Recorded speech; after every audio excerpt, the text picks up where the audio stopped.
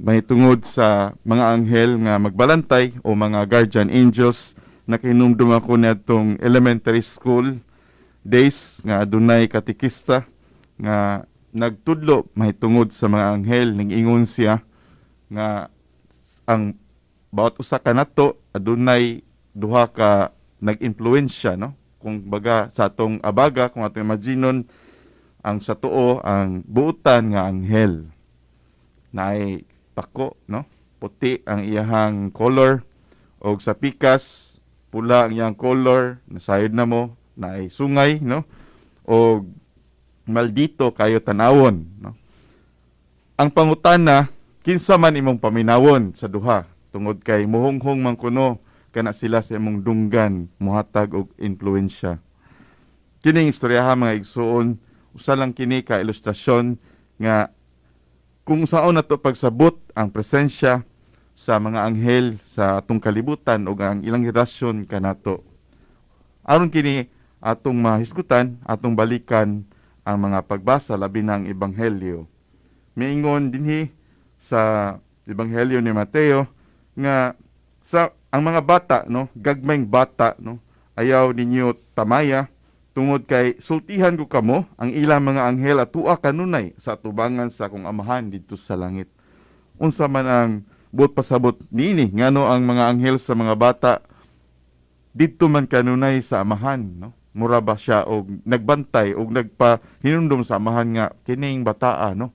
Ato kining bantayan, no? Ato kining protektahan o hinatunta ato siyang reminder, no? Atong hatagan og mensahe nga aron siya magdako nga maayo, no? Tungod siguro kay ang mga anghel nagbuhat kanato una sa tanan isip usa ka messenger, no? Messenger sa Ginoo na nagsulti kanato, no? Tama atong giingon gyud sa kuang katikis nga munghong gyud ni siya kanato, no? Og unsay ipahinumdum kanato sa amahan, no? Sa atong Ginoo mao kana iyang isulti kanato. Mangutana ako, maminaw ka ta, no? Or nakailak ha ta sa iyang tingog, no? Ikaduha, may tungod usab kini sa bata. Tungod kay makabantay kita sa pagbasa karon, kadtong makasulod sa langit kadto lang mga bata. Tungod siguro kay sila gitawag na quote unquote buutan, no?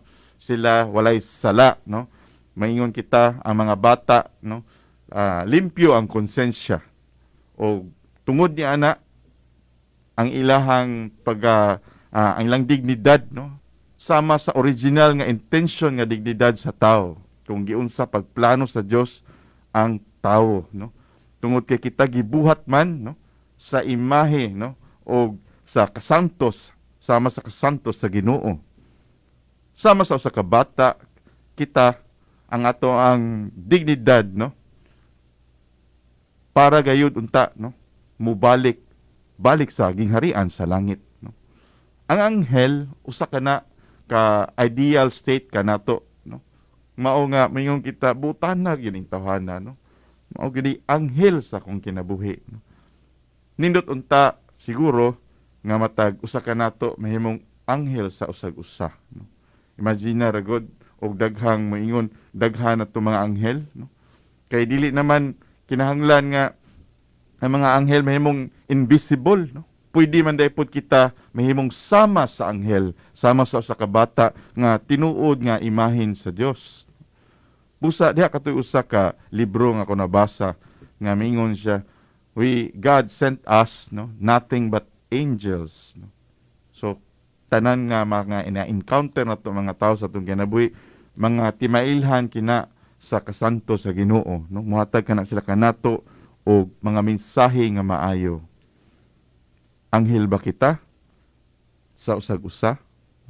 Ikatulo, ang mga anghel o kini ang atong gisaulog karon, nagbantay sila kanato. Sama sa akong introduction ganiha, mingon ako nga sa ato ang katikismo, sugod pa lang sa atong pagkabata hantod sa atong pagkamatay, kita kanunay gibantayan ni anang mga anghel. Ug sama usab sa gingon sa ebanghelyo nga labi na kadtong mga maayo, no, gibantayan gayud kita sa anghel nga dili kita, no, mawala sa sakto nga dalan, no? Ayaw tamaya ang mga bata nganuman tungod kay naa ang mga anghel nagbantay kaniya. Dili gid ay tinuod nga katong mga buutan kanunay sila magsakripisyo or anaa sa laot. Dili tinuod nga ang mga anghelon kanunay mag delikado or sila mahimong sakripisyo, no? Tungod kay sa tinuoday kung magkaduol kita sa imahe kung diin mao kini ang plano sa Ginoo nga mahimo kitang balaan, ang pagbantay sa Ginoo kanato mas lig-on. Busa sakto usab katong giingon, no? Sa akong katekismo sa una natong elementary days nga maningkamot usab kining pikas nga side ug impluwensya ug hum kanato nga maghimo kitag dautan, no? Busa makaigsunan ko ni Kristo kung ikaw usab santuson hinumdumi nga mas lawom pod ang imong mga pagsulay tungod kay maningkamot usab ang pika side nga pag-impluwensya kanimo. Dili kini mao ra ba ang mensahe sa atuang ebanghelyo karon mga kaigsunan ko ni Kristo? Ang buot sa atong ebanghelyo nga ipasabot nga ang anghel gayud mas kusgan nganuman tungod kay kinira ang gihisgutan sa ebanghelyo, no? Siya lang gyud ang matuman, dili gani gihisgutan ang Satanas o ang dautan. Sama sa usa ka bata nga mosalig, naara usab kanato mga hamtong, mga adults kung saon nato kini, no? Pagpahimutang sa ato ang paghunang-huna nga adunay maayo kanunay nga atong pwedeng paminawon, no? Mao nga kung kita adunay mga intention na pwede natong iampo, siguro mag-ingon kita, Ginoo, no? Ipadala ang imong anghel hinahot unta nga mahimong maglamdag, magdala og mensahe kanako, no?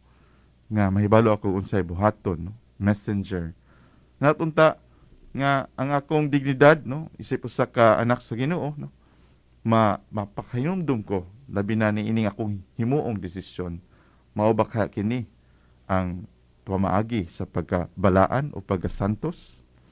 O ikatulo, kung aduna man kitay mga pag-ampo ato sa pangayoon ang pagpangaliya o ang pagbantay kanato karong panahon sa pandemya, kaingon kita nga dili gani nato makita ang atong kalaban apan aduna kitay mga partners in life, no? Mga anghel nga magbantay kanato ato silang sampiton o kita magampo uban kanila, no?